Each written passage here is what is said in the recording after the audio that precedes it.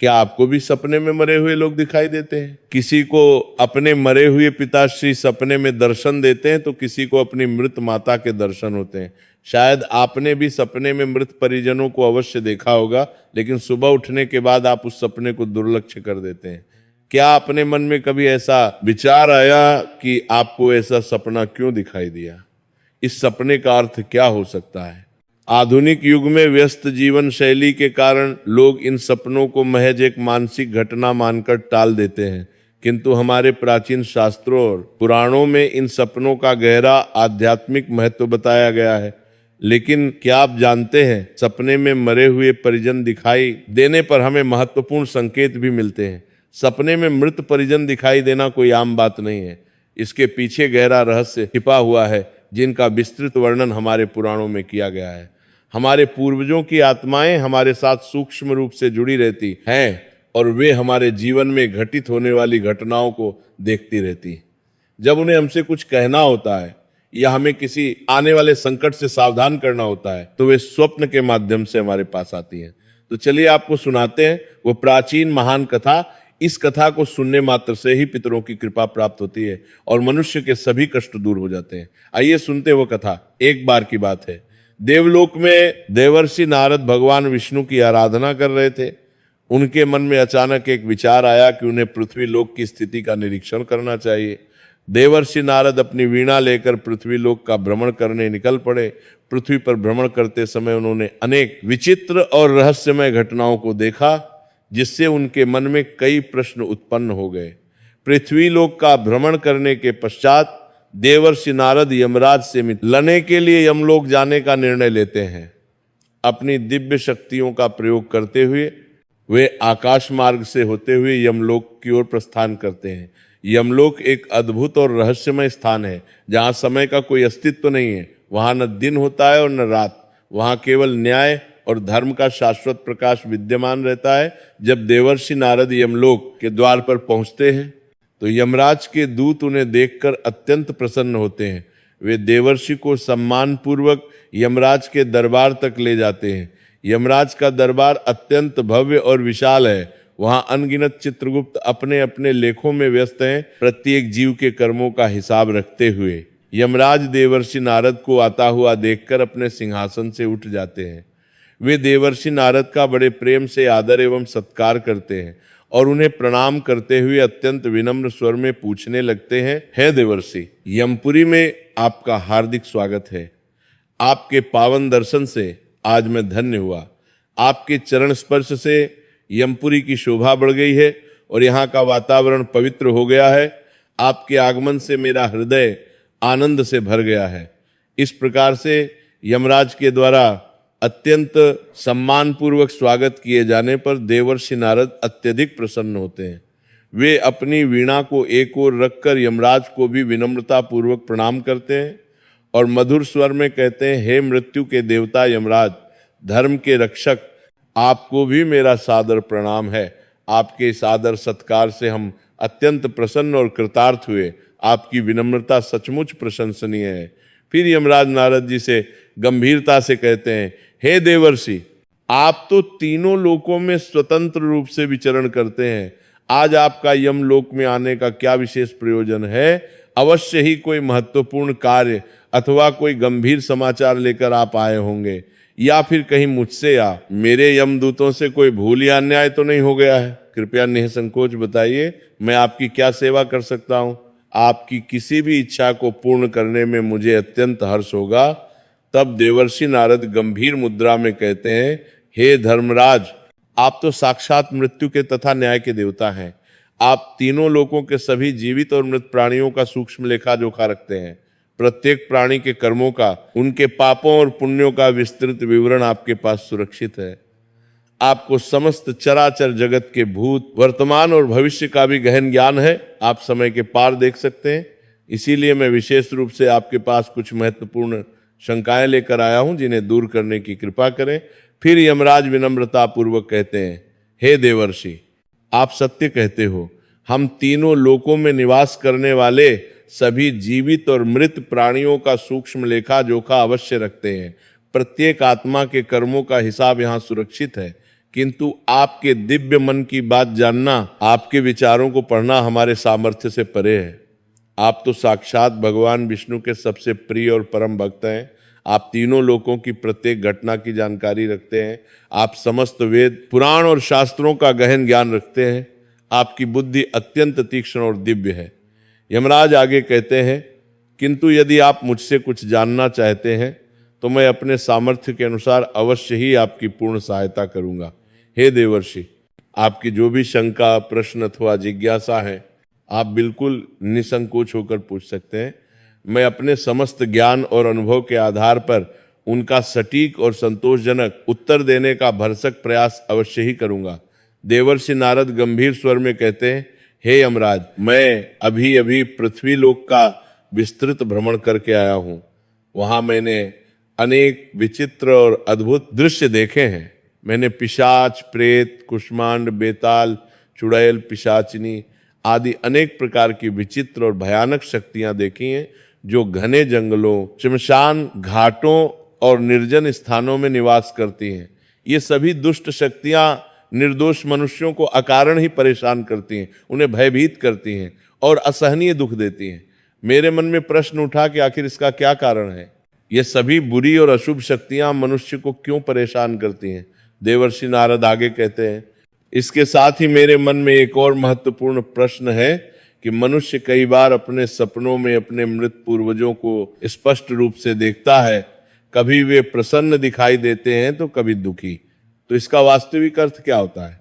सपने में मरे हुए लोग दिखाई देने का गूढ़ मतलब क्या है? इन स्वप्नों से मनुष्य को कौन कौन से महत्वपूर्ण संकेत मिलते हैं?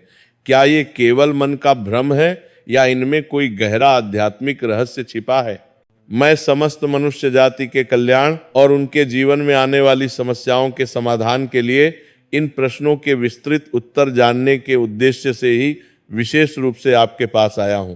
नारद जी के इन गंभीर और महत्वपूर्ण प्रश्नों को ध्यानपूर्वक सुनकर यमराज संतुष्ट होते हैं और कहते हैं, हे देवर्षि, आपने समस्त मानव जाति के कल्याण और उनके जीवन को सुखमय बनाने के उद्देश्य से उचित ही प्रश्न किया है।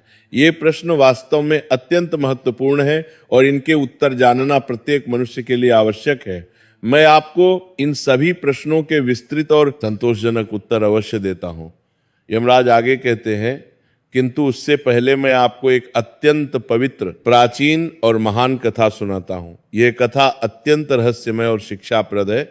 इस दिव्य कथा में आपको आपके सभी प्रश्नों के सटीक उत्तर स्वतः ही मिल जाएंगे। इस कथा को अत्यंत ध्यान पूर्वक और श्रद्धा के साथ अवश्य सुने।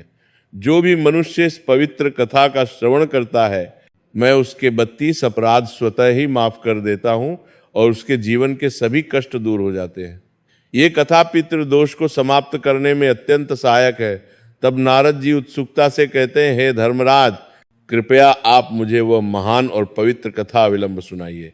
मैं पूर्ण एकाग्रता और श्रद्धा के साथ इसे सुनने के लिए तत्पर हूँ। तो फिर यमराज गंभीर मुद्रा में बैठकर देवर्षि नारद को ये महान कथा सुनाने लगते हैं। चलिए आपको वो प्राचीन कथा सुनाते हैं। आप सभी इस कथा को अत्यंत ध्यान और श्रद्धा के साथ सुनिए। बहुत प्राचीन समय की बात है। मध्य देश में एक अत्यंत शोभायमान और समृद्ध नगरी थी। उस नगरी की सड़कें चौड़ी थीं, बाजार में हमेशा चहल पहल रहती थी। वहाँ अनेक प्रकार के व्यापारी अपना व्यवसाय करते थे। उस नगरी में सुंदर मंदिर थे जहाँ नियमित रूप से पूजा अर्चना होती थी। उसी नगरी में एक प्रतिष्ठित सेठ अपने 4 भाइयों के साथ एक विशाल हवेली में निवास करता था। उस सेठ का नाम धर्मन था। उसके 4 छोटे भाई थे जिनके नाम सुमन, नंदन, विरोचन और विद्वान थे। सेठ और उसके सभी भाइयों का विवाह हो चुका था। उनकी पत्नियां सुशील और गुणवान थीं। प्रारंभ में सभी भाई बहन बड़े प्रेम के साथ मिलजुल कर एक दूसरे का ध्यान रखते हुए रहते थे। उनके घर में हमेशा खुशियों का वातावरण रहता था। सेठ के पास किसी भी प्रकार की भौतिक चीज की कोई कमी नहीं थी। विशाल भूमि, अनेक प्रकार के आभूषण, धन धान्य से भरे भंडार, सब कुछ उनके पास प्रचुर मात्रा में था। वह और उसके सभी भाई अत्यंत मेहनती और परिश्रमी थे। वे सभी मिलजुल कर व्यापार करते थे और कृषि का कार्य भी करते थे। उनके खेत हरे भरे थे और फसलें अच्छी होती थी, पूरे नगर में सेठ जितना धनवान और समृद्ध कोई अन्य व्यक्ति नहीं था। ये विपुल संपत्ति सेठ को उसके पूर्वजों की कड़ी मेहनत और पुण्य कर्मों के फलस्वरूप प्राप्त हुई थी। सेठ के पूर्वज महादानी, परोपकारी और अत्यंत दयावान थे। वे नियमित रूप से ब्राह्मणों को दान देते थे, गरीबों की सहायता करते थे। वे सभी दान, धर्म तथा अनेक प्रकार के यज्ञ, हवन आदि धार्मिक कार्य बड़ी श्रद्धा के साथ किया करते थे। मंदिरों में भंडारे का आयोजन करते थे और असहाय लोगों की हर संभव मदद करते थे। किंतु दुर्भाग्यवश सेठ धर्मन, कंजूस और स्वार्थी स्वभाव का था। उसके अंदर अपने पूर्वजों के दयालु और उदार लक्षण बिल्कुल भी नहीं थे।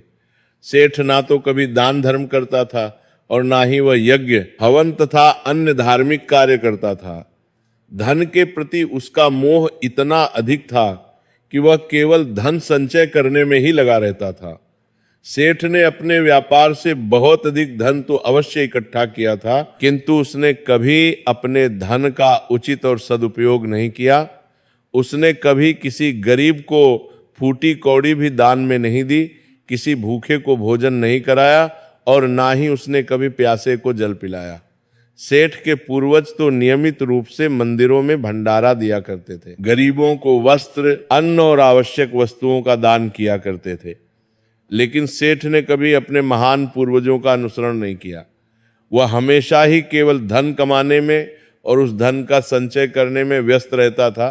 धीरे धीरे उसके पास बहुत सारी धन संपत्ति तो एकत्रित हो गई, लेकिन उसके पूर्वज उसके इस स्वार्थी व्यवहार से बहुत दुखी और अत्यधिक नाराज हो गए। पितृलोक में बैठे उसके पूर्वज अपने वंश की इस दुर्गति को देखकर व्याकुल हो उठे। समय बीतता गया और फिर पितृपक्ष का पवित्र समय आया। पितृपक्ष में सभी पूर्वजों की आत्माएं अपने पुत्रों के द्वारा श्राद्ध, तर्पण और पिंडदान की व्याकुलता से प्रतीक्षा कर रही थी, किंतु उनके किसी भी पुत्र ने अपने पूर्वजों के लिए विधिवत श्राद्ध नहीं किया और ना ही तर्पण किया। उन्होंने ना दान धर्म किया और ना ही किसी भूखे और असहाय प्राणी को भोजन कराया। ब्राह्मणों को भी कुछ नहीं दिया। अपने पुत्रों की ऐसी घोर दुष्टता और उदासीनता देखकर सभी पितृगण अत्यंत दुखी और निराश हुए। उनकी आत्माएं तड़प उठी। सेठ के पूर्वजों को अपने पुत्रों का यह निर्दयी व्यवहार बिल्कुल भी ठीक नहीं लगता था। वे सोचते थे कि हमने जीवन भर इतनी मेहनत की, इतने पुण्य कर्म किए और आज हमारे ही वंशजों ने हमें भुला दिया। इसी कारण से वे पितृलोक में भी शांति से नहीं रह पाते थे और सदैव दुखी और व्याकुल रहते थे।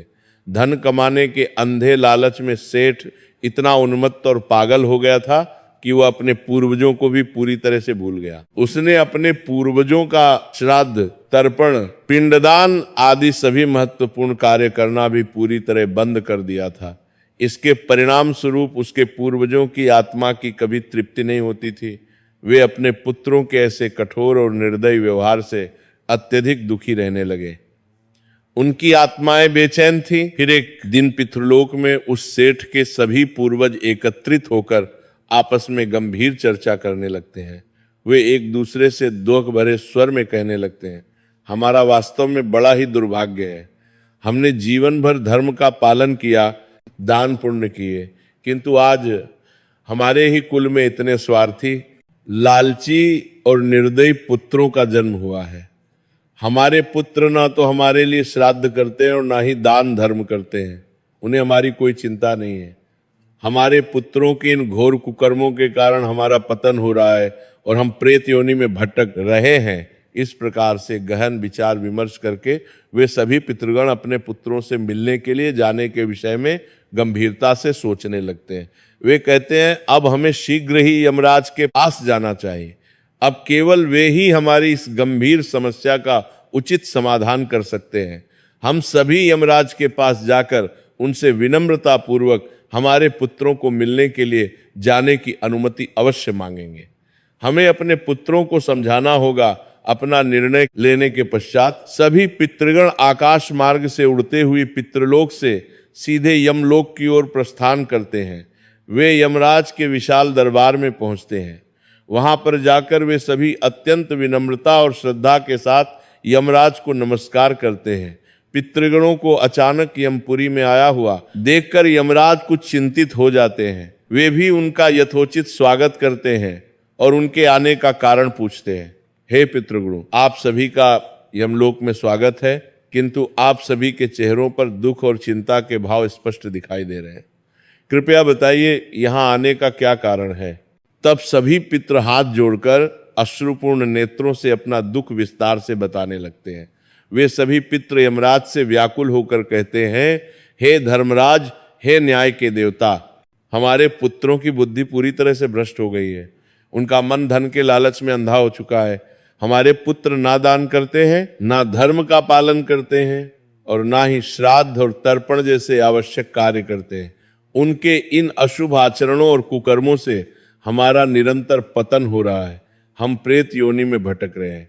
वे आगे कहते हैं, वे कभी दान धर्म नहीं करते हैं, किसी गरीब की सहायता नहीं करते। इस कारण से हमारी आत्मा की संतुष्टि और तृप्ति नहीं हो रही है। हम दिन रात व्याकुल रहते हैं। कृपया आप हमें हमारे पुत्रों से मिलने के लिए एक बार पृथ्वी लोक जाने की अनुमति प्रदान करें। हम अपने पुत्रों को धर्म का मार्ग समझाकर उन्हें सही राह दिखाकर पुनः यमलोक लौट आएंगे। तब यमराज उन्हें आज्ञा देते हुए कहते हैं, हे महात्माओं, मैं आपकी व्यथा को भली भांति समझ सकता हूं, किंतु नियमानुसार आप अपने पुत्रों से प्रत्यक्ष रूप से मिलने के लिए पृथ्वी लोक नहीं जा सकते। यह धर्म के विरुद्ध है। किंतु आप अपने पुत्रों को उनके स्वप्न के माध्यम से अवश्य संकेत दे सकते हो। आप सभी अपने पुत्रों के सपनों में प्रवेश करके उन्हें महत्वपूर्ण संकेत दे सकते हैं और अपना दुख समझा सकते हैं। यही एकमात्र उपाय है। फिर वे सभी पितृगण यमराज की बात पर सहमत हो जाते हैं। उन्हें लगता है कि यही उचित मार्ग है। वे निर्णय लेते हैं कि वे एक एक करके अपने सभी पुत्रों के सपनों में जाकर उन्हें दर्शन देंगे और महत्वपूर्ण संकेत देंगे। सबसे पहले वे सभी पितृगण अपने बड़े पुत्र अर्थात उस सेठ धर्मन के सपने में रात्रि के समय प्रवेश करते हैं। वे उसे स्पष्ट रूप से दर्शन देते हैं और अनेक प्रकार के संकेत देते हैं, किंतु दुर्भाग्यवश उनका बड़ा पुत्र उनके द्वारा दिए गए महत्वपूर्ण संकेतों को बिल्कुल भी समझ नहीं पाता है। दूसरे दिन प्रातःकाल जागने पर वह रात के उस सपने को तुरंत भूल जाता है। वह अपने दैनिक कार्यों में इतना व्यस्त हो जाता है कि अपने पितरों के द्वारा दिए गए महत्वपूर्ण संकेतों को पूरी तरह नजरअंदाज कर देता है। इस असफलता से वे सभी पितृगण पुनः निराश और दुखी हो जाते हैं, किंतु वे हार नहीं मानते। फिर वे सभी पितृगण अन्य छोटे पुत्रों के सपनों में भी जाकर उन्हें बारी बारी से दर्शन देने लगते हैं। वे सभी को विभिन्न प्रकार के महत्वपूर्ण संकेत भी देते हैं, लेकिन दुर्भाग्यवश उनके बाकी पुत्र भी उन गहरे संकेतों को पूरी तरह दुर्लक्ष्य कर देते हैं। कोई भी अपने पूर्वजों के द्वारा बताए हुए रहस्यमय संकेतों को ठीक से समझ नहीं पाता है। सभी पुत्र धन के मोह में इतने अंधे हो चुके थे कि उन्हें अपने पूर्वजों की चिंता ही नहीं थी। इस असफलता से सभी पितृगण अत्यंत दुखी, निराश और नाराज हो जाते हैं। उनका धैर्य समाप्त हो जाता है। सेठ और उसके भाई धन कमाने के अंधे लालच में पूरी तरह से डूब चुके थे। उन्हें पूर्वजों द्वारा स्वप्न में दिए गए दिव्य और महत्वपूर्ण संकेतों का कोई महत्व ही नहीं लगता था। वे सोचते थे कि ये तो केवल साधारण सपने हैं, इनमें कोई अर्थ नहीं है। किंतु पितरों के स्वप्न में बार बार दर्शन देने के कुछ ही दिनों के पश्चात अचानक उस सेठ को व्यापार में भारी नुकसान उठाना पड़ता है। उसका एक बड़ा व्यापारिक सौदा पूरी तरह से विफल हो जाता है। उसे व्यापार में अप्रत्याशित रूप से बहुत ज्यादा घाटा होने लगता है। धीरे धीरे उसकी सारी मेहनत से कमाई हुई धन संपत्ति नष्ट होने लगती है। इस आर्थिक संकट के कारण सभी भाइयों में तनाव बढ़ने लगता है। छोटी छोटी बातों पर वाद विवाद होने लगते हैं। धीरे धीरे ये विवाद गंभीर लड़ाई झगड़ों में बदल जाते हैं। पहले जो भाई एक दूसरे से बहुत प्रेम करते थे, अब वे एक दूसरे को दोष देने लगते हैं। घर का शांतिपूर्ण वातावरण पूरी तरह बिगड़ जाता है। आर्थिक समस्याओं को हल करने के लिए वे सभी अपने पूर्वजों द्वारा कड़ी मेहनत से अर्जित की हुई सारी जमीन जायदाद को एक एक करके बेचने लगते हैं। धीरे धीरे उनकी सारी संपत्ति समाप्त हो जाती है और वे पूरी तरह से बर्बाद और दरिद्र हो जाते हैं। उनके पास अब कुछ भी नहीं बचता। अंततः सभी भाई एक दूसरे से अलग हो जाते हैं। वे अपने अपने परिवार के साथ अलग अलग स्थानों पर रहने लगते हैं। प्रत्येक भाई अपना और अपने परिवार का पेट पालने के लिए कठिन परिश्रम करने लगता है। जो परिवार कभी इतना समृद्ध और खुशहाल था, वह अब पूरी तरह बिखर जाता है।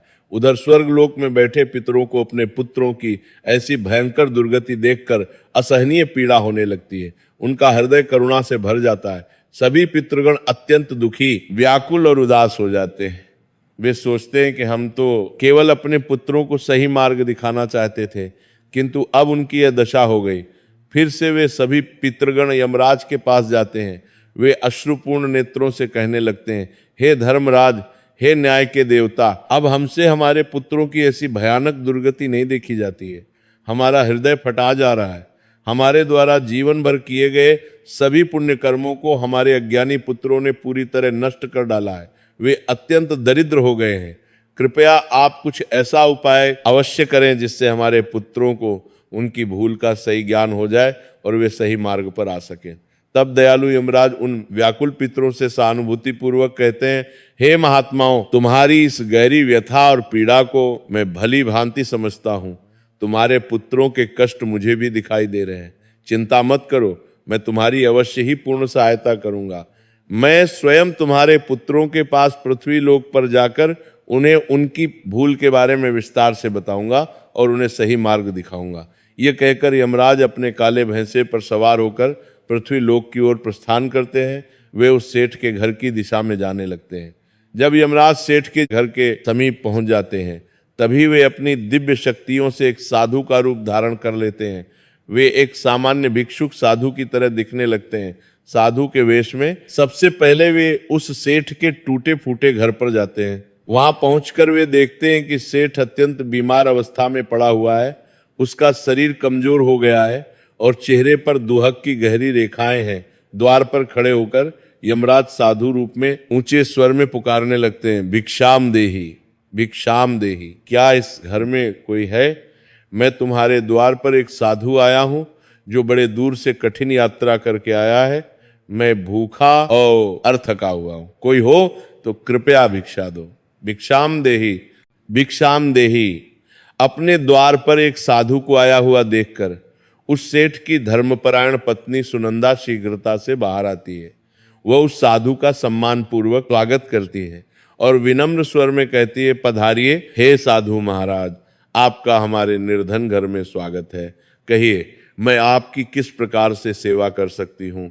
आप क्या चाहते हैं? वे साधु रूपधारी यमराज कहते हैं, हे देवी, मैं अत्यंत भूखा हूँ। मैं लंबी यात्रा पर निकला हूँ और कई दिनों से ठीक से भोजन नहीं मिला है। यदि दान में थोड़ा भोजन मिल जाए तो आपकी बड़ी कृपा होगी। मैं आपका अत्यंत आभारी रहूंगा। फिर सेठ की पत्नी करुणापूर्वक कहती है, ठीक है साधु महाराज, आप यहीं कुछ क्षण रुकिए। घर की स्थिति अच्छी नहीं है, किंतु जो भी है वह मैं अभी आपके लिए लेकर आती हूँ।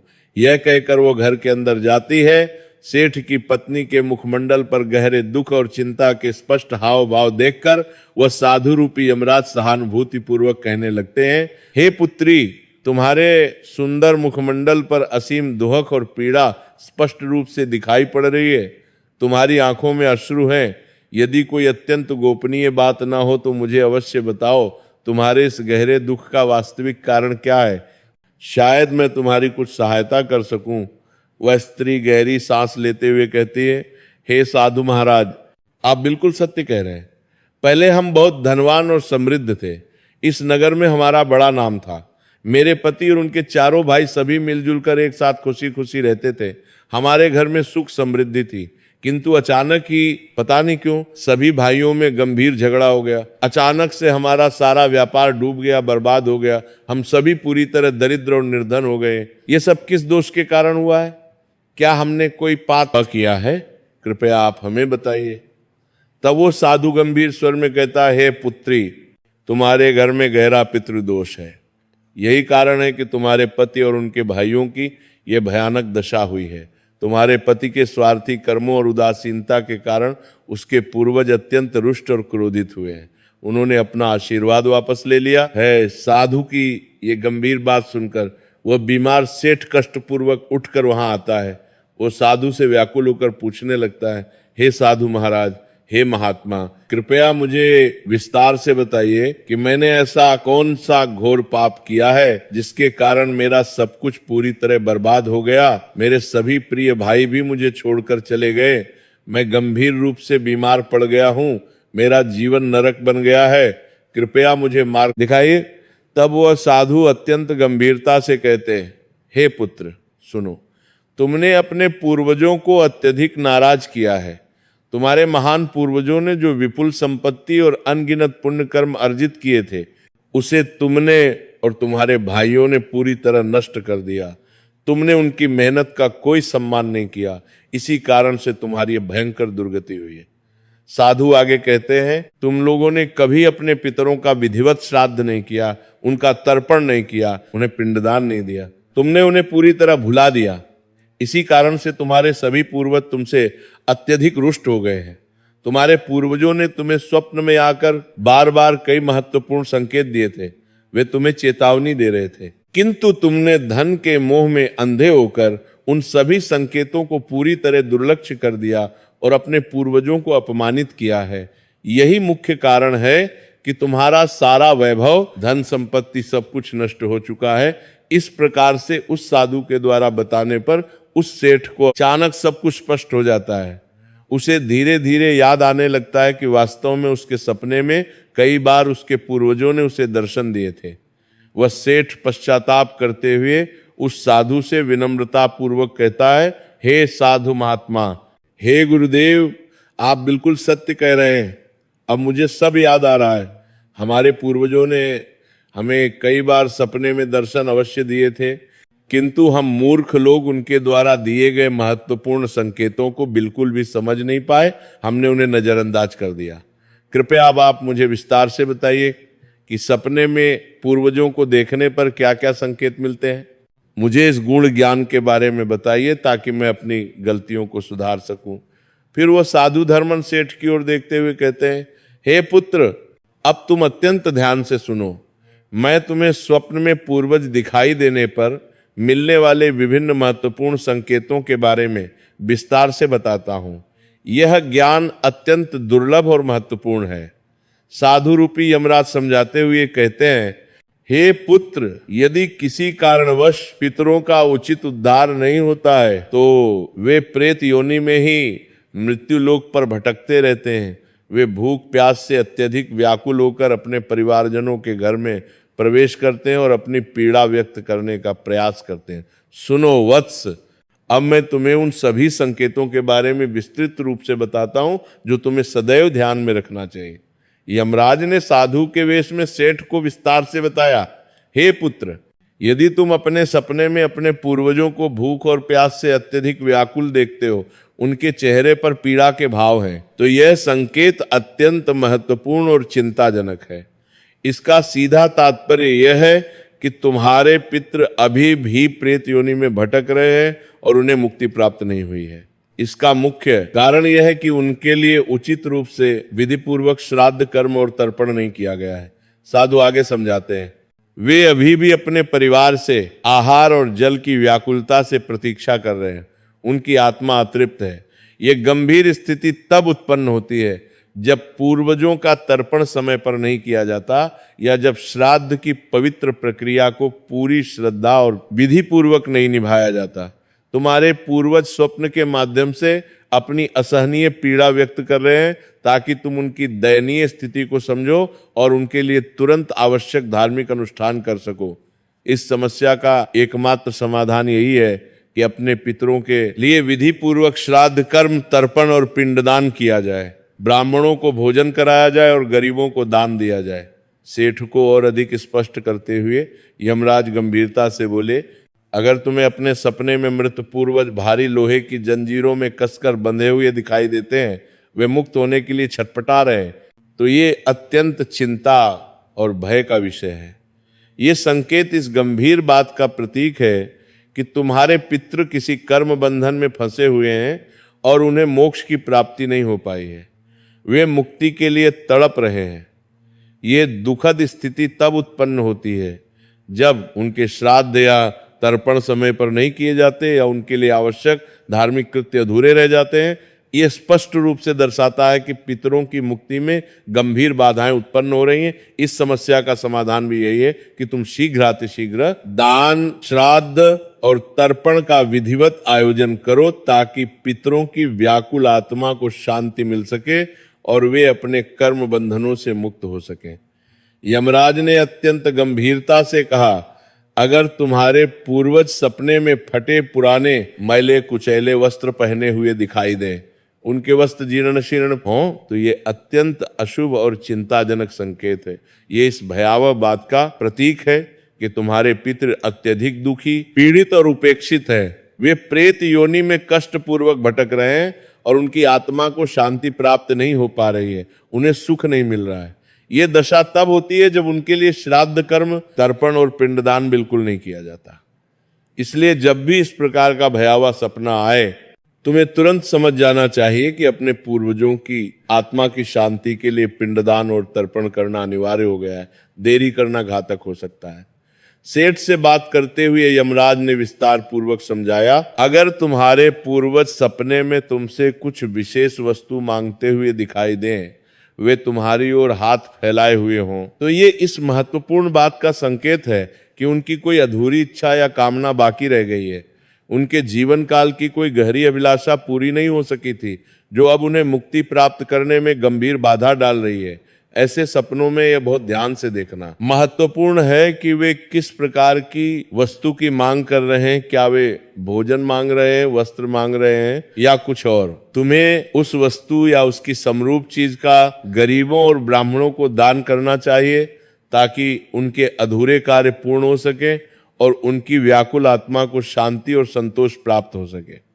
जब उनकी इच्छाएं और कामनाएं पूरी हो जाती हैं, तब वे प्रेत योनि से मुक्ति पा लेते हैं और उच्च लोकों में जाते हैं। यमराज ने सेठ की ओर आशीर्वाद भरी दृष्टि से देखते हुए कहा, यदि सपने में तुम्हारे पूर्वज प्रेम पूर्वक तुम्हारे सिर पर अपना हाथ धीरे से फेरते हुए दिखाई दे, वे मुस्कुरा रहे हो, तो ये अत्यंत शुभ और मंगलकारी संकेत होता है। इसका सुंदर अर्थ यह है कि तुम्हारे पूर्वज तुमसे अत्यधिक प्रसन्न और संतुष्ट हैं और तुम्हें अपना पूर्ण आशीर्वाद दे रहे हैं। ऐसे मंगलकारी सपने इस बात का प्रतीक होते हैं कि तुम्हारे जीवन में शीघ्र ही कुछ बहुत अच्छा और शुभ होने वाला है।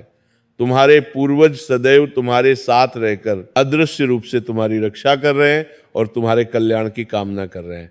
यह संकेत तुम्हारे पितरों की अपार प्रसन्नता का प्रतीक है, जो उनके दिव्य आशीर्वाद के रूप में प्रकट हो रहा है। इसका अर्थ है कि तुम सही मार्ग पर चल रहे हैं। यमराज ने मुस्कुराते हुए समझाया, अगर तुम्हारे पूर्वज सपने में प्रसन्नता पूर्वक तुम्हारी ओर अपना हाथ बढ़ाते हुए दिखाई दे, मानो वे तुम्हें आगे बढ़ने का संकेत दे रहे हो, तो ये भी अत्यंत शुभ और मंगलमय संकेत है।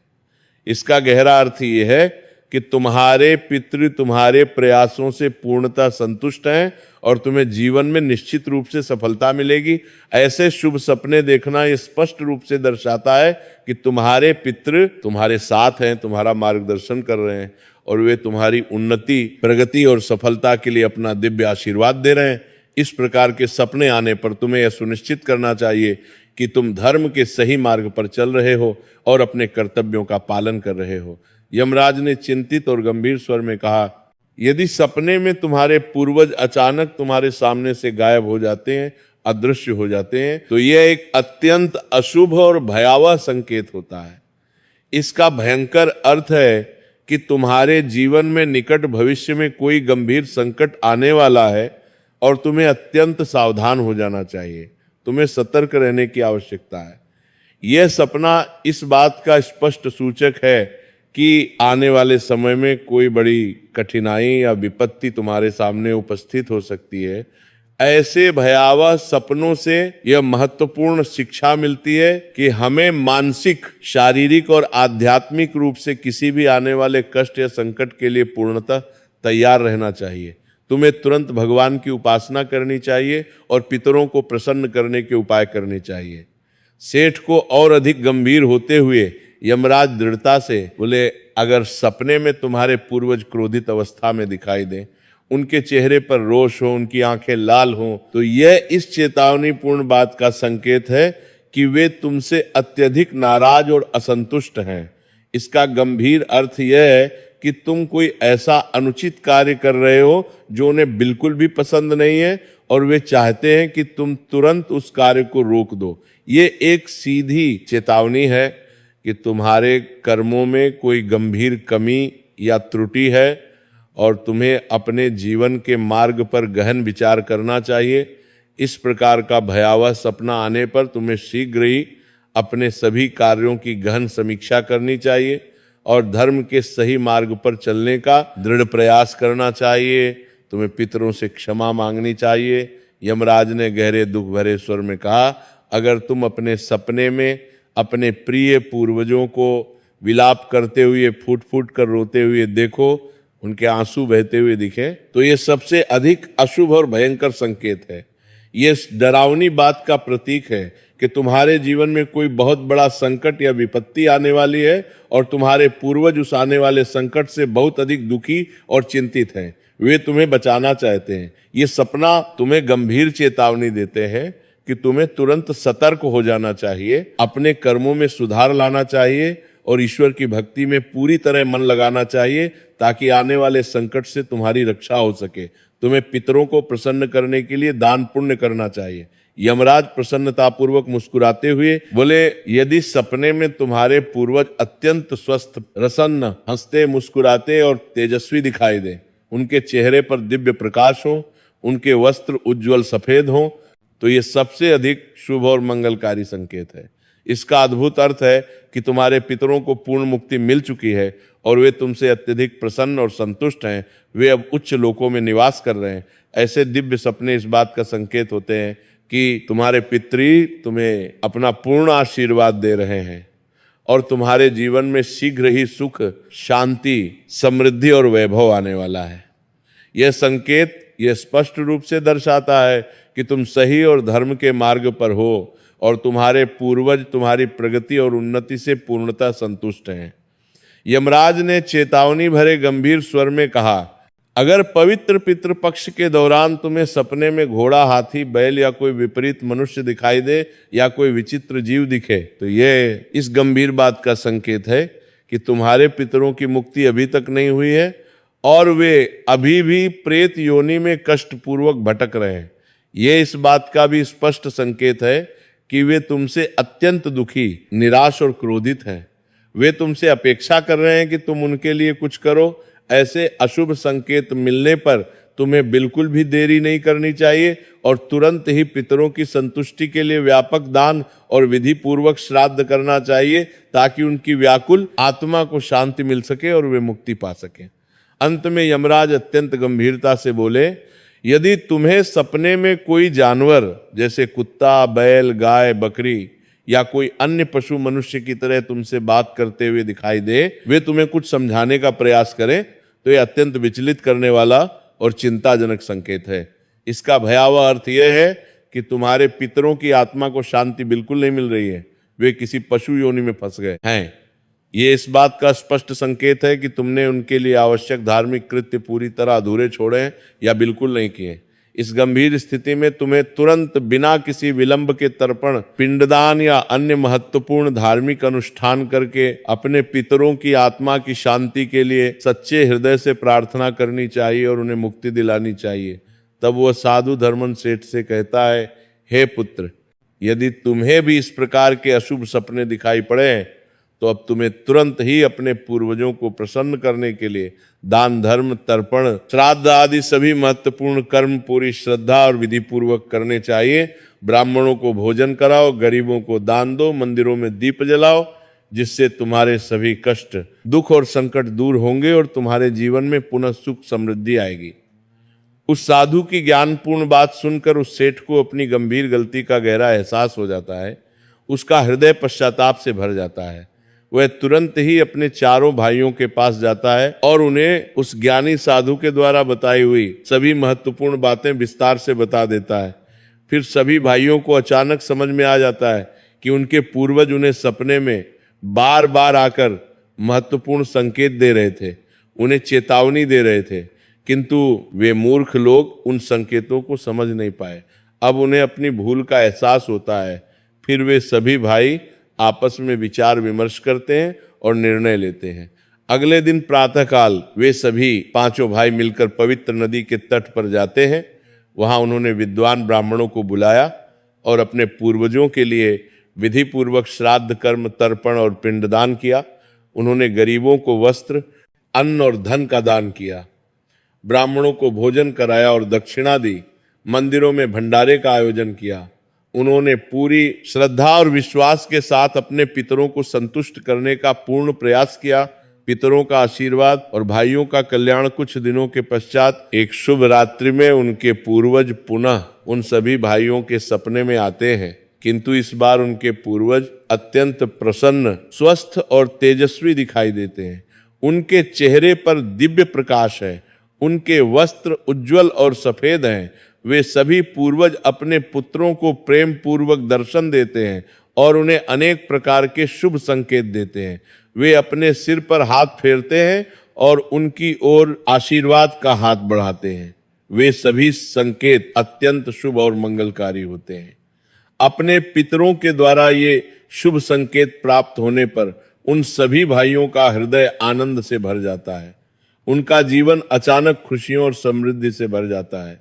उनके सभी रोग, कष्ट और दोष स्वतः ही समाप्त हो जाते हैं, मानो उनके जीवन में एक नया सूर्योदय हो गया हो। धीरे धीरे उनके व्यापार में पुनः तेजी आती है। उन्हें अप्रत्याशित रूप से लाभ होने लगता है। उनकी खोई हुई जमीन जायदाद वापस मिल जाती है। वे सभी भाई पुनः एकजुट होकर मिलजुल कर प्रेम पूर्वक एक साथ रहने लगते हैं। उनके घर में पुनः सुख शांति का वातावरण स्थापित होता है। वे नियमित रूप से पितरों का श्राद्ध करते हैं, दान धर्म करते हैं। उनका व्यापार खूब फलता फूलता है और वे पहले से भी अधिक समृद्ध हो जाते हैं। इस प्रकार वे सभी भाई सुखपूर्वक 100 वर्षों तक आनंदमय जीवन व्यतीत करते हैं। वे धर्म के मार्ग पर चलते हैं, दान पुण्य करते हैं और सभी का भला करते हैं। अंततः अपने जीवन के अंत में जब उनका समय पूर्ण होता है तो उन सभी के लिए स्वर्ग से दिव्य विमान आते हैं। वे सभी उन दिव्य विमानों में बैठकर सीधे पितृलोक चले जाते हैं, जहां उनके पूर्वज उनका स्वागत करते हैं। तो इस प्रकार से यमराज ने देवर्षि नारद को पितरों के द्वारा राह मिलने वाले महत्वपूर्ण संकेतों के बारे में विस्तृत रूप से बताया।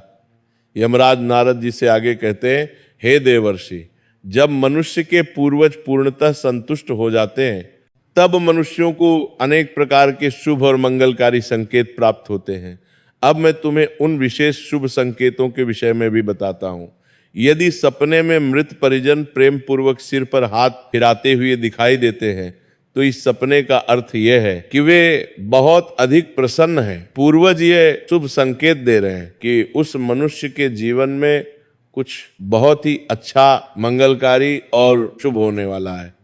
उसके जीवन में समृद्धि आने वाली है।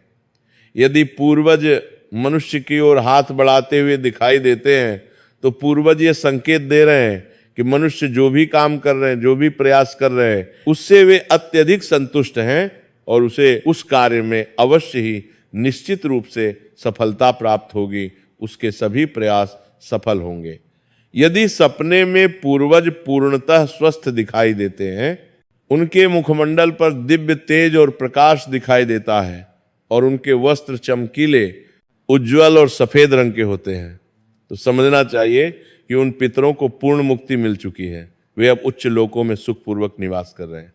अगर सपने में पूर्वज दूर आकाश में श्वेत बादलों पर बैठे हुए दिखाई देते हैं, वे ऊपर से तुम्हें देख रहे हो, तो ये अत्यंत शुभ संकेत है।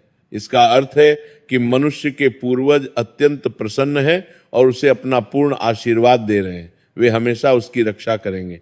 यमराज कहते हैं, हे देवर्षि, इस प्रकार से उन सभी भाइयों को पूर्वजों के द्वारा अनेक शुभ संकेत प्राप्त होते हैं।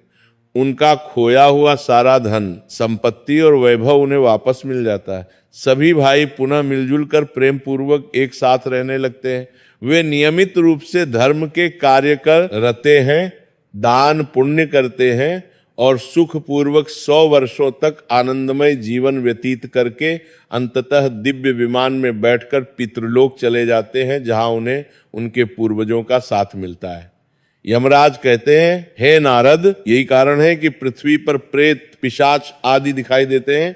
ये वे आत्माएं हैं जिनका उद्धार नहीं हुआ और वे पृथ्वी पर भटकती रहती हैं। इसलिए प्रत्येक मनुष्य को अपने पितरों का श्राद्ध तर्पण अवश्य करना चाहिए।